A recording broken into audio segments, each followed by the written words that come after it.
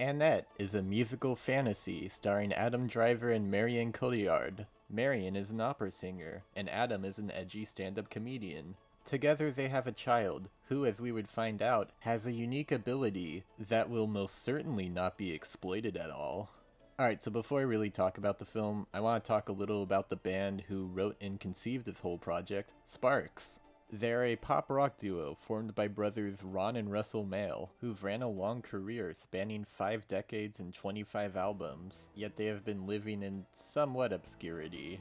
They're not as well known as most other bands, but they are influential in their own way. Despite that, it has been a pretty big year for the duo, as they not only have this movie, but also a documentary that came out recently from acclaimed director Edgar Wright, known as the Sparks Brothers, which I've also seen and have thoughts on. So if you care to listen, here's a bit of a bonus mini review on that film. I first heard of the band a few years ago actually, from someone I follow on Twitter, and the only album of theirs I've really listened to is Malintuition, which is a compilation of all their top songs, and it's a banger. If you've never heard their music, I recommend listening to this album. It's a good entry point. So when I heard of this documentary coming from one of my favorite directors about this band, I was super interested. So I went out to a theater far from my house to see it, and I was kinda underwhelmed. That's not to say it was bad at all. It does have interesting information, some of which pertains to Annette here. And it does make me want to listen to more of the band. I like hearing the brothers talk about their career, and it's clear that Edgar's passion really shines through. But there are a lot of smaller elements that kind of drag it down for me. It's very overlong. They made over 25 albums, and we go through the history of each and every one of them. A lot of the talking head interviews, including some of Wright himself, don't offer much insightful information other than, man, this band is great. And as a documentary itself, it kind of bored me in spots. It's also very standardly shot and edited. There are some hints of style here and there, as well as some goofy little animations, but I've seen other documentaries handle their subject matter and presentation in far more slicker and interesting ways. Still, I got enough good tidbits out of it that I think it's alright, even if it should have been a half hour shorter or so. 6 out of 10. Leading back into Annette, one of the things mentioned in the documentary was how Sparks have been trying to get a movie made for decades, with their first attempt being a collaboration with Jacques Tati of all people.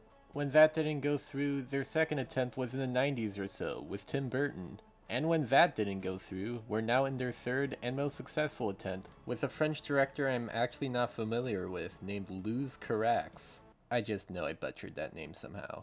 He made something called Holy Motors, but now he and the brothers managed to make something weird and interesting, alright? If I had to describe Annette in one word, it would be theatrical. Not just movie theater theatrical, but more like a live performance. You'll know from the first song what this is gonna be like. So may we start, it's time to start. For one thing, it sorta has less in common with a traditional musical and is more operatic in a way. A lot of dialogue is pretty sung through, and scenes of actual musicless interactions are kept brief and often lead into whatever the next number's gonna be.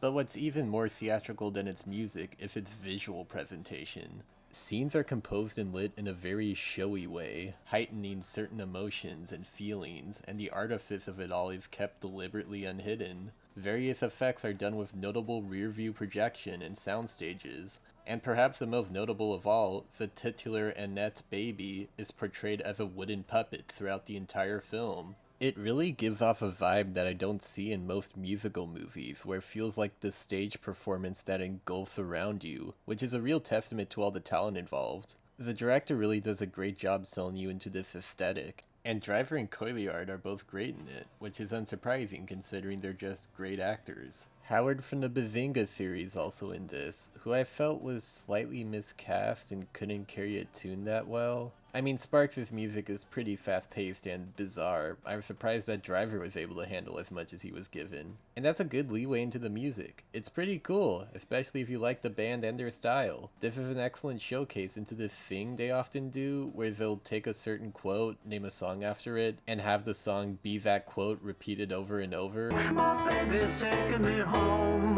my baby's taking me home, my baby's taking me home. There's one in this that our leads sing, and it is simply titled, "We Love Each Other So Much."